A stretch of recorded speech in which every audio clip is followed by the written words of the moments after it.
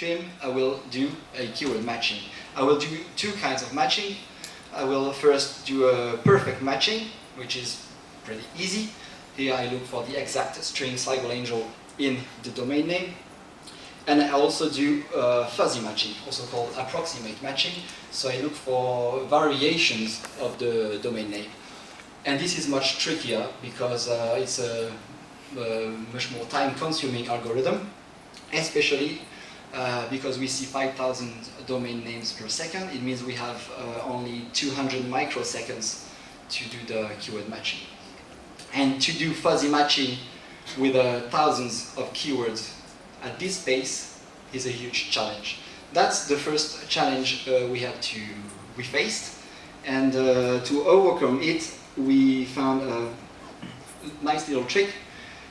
It's DNS Twist, great open source project. You can find it on GitHub.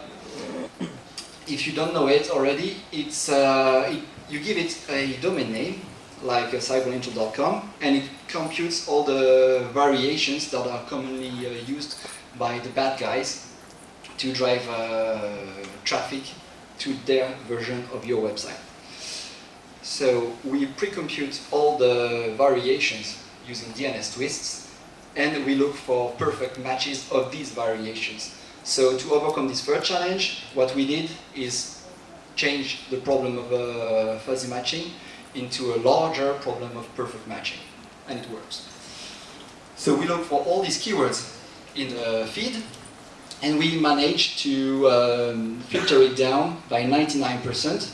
So on the use case we will study later, we set aside 50 domain names per second. And it's 50 websites that needs further investigation. So on these 50 websites per second, we launch specific crawlers, homemade crawlers, for an in-depth analysis. What they will do is, obviously, first they go to the website and they try to fetch the home page.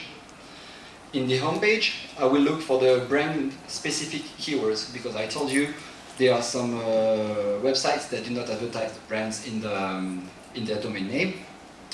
So here I just want to make sure they do sell the goods I'm looking for.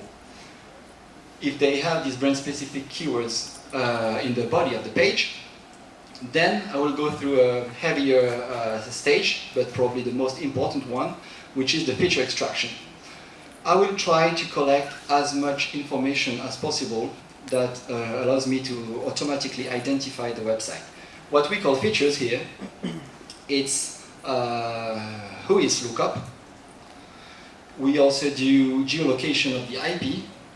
We look for everything that can identify the website. So all the email addresses we can find, either in the who is the record or in the body of the page, or we also follow the links to go to subpages.